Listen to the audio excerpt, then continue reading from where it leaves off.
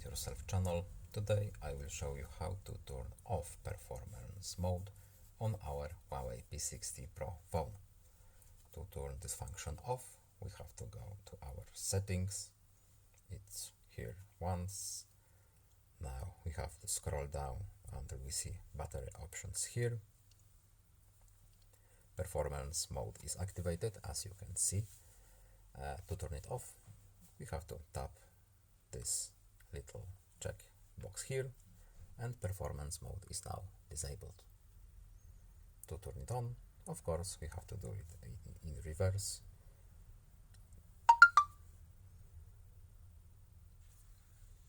Just simply check or uncheck the box here in the battery function options. I hope this video was helpful to you. Please leave a like and subscribe. Have a nice day and see you in the next video. Goodbye.